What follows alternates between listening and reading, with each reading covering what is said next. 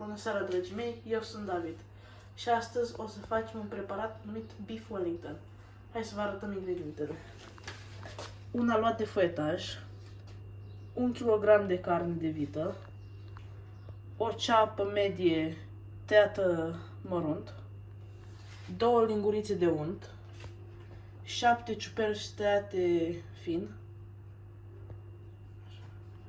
2 lingurițe de muștar Dijon, un ou bătut cu 2 linguri de lapte și 6 felii de prosciutto.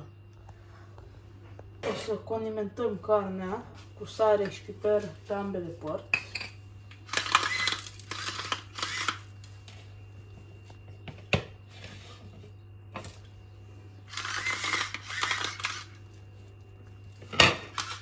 Pe partea asta.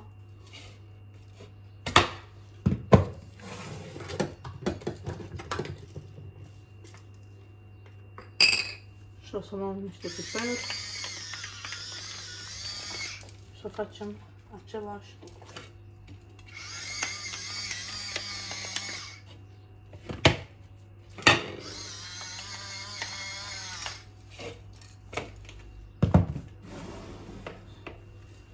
Și acum o să o băgăm într-o tigaie încinsă ca să-i facem o crustă.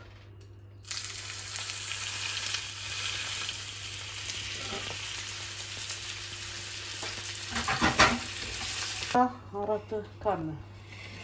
Și acum la tigaie o să adăugăm niște unt.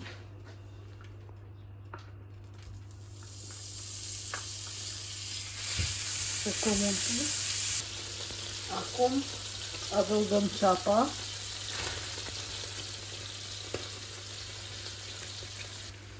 Acum adăugăm și ciupercile.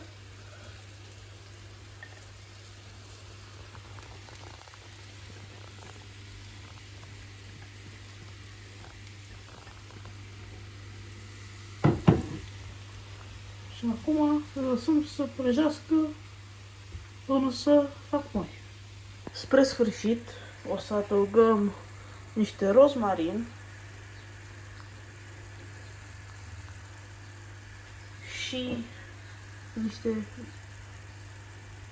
vin alb la gust.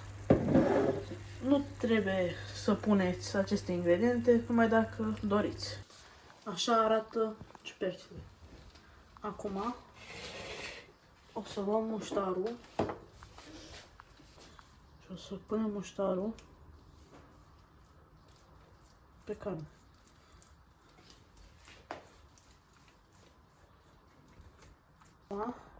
Am pus niște folie și facem un strat de prosciutto. Acum adăugăm ciupercile.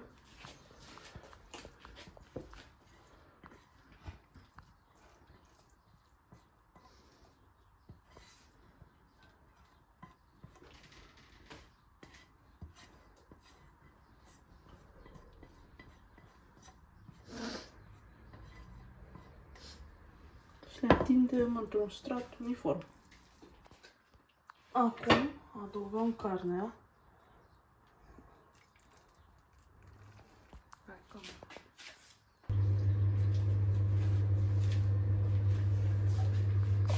Și o învelem.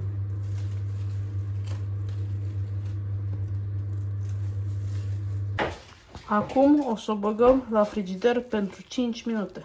Am adăugat aluatul de foietaj pe folie și acum o să punem amestecătura noastră de ou bătut și lapte pe margine. La păstrăm și pentru deasupra.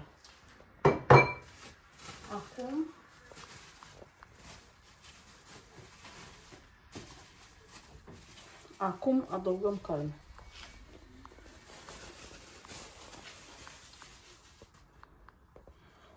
Și acum o să o rulăm. Acum o să băgăm la frigider pentru 5 minute. Am scos-o din frigider și acum o să mai adăugăm restul din amestecătura de ou și lapte. Acum o să o băgăm la cuptor la 190 de grade pentru 30 de minute. Acesta este rezultatul final. Sper că v-a plăcut acest videoclip și o să ne vedem data viitoare.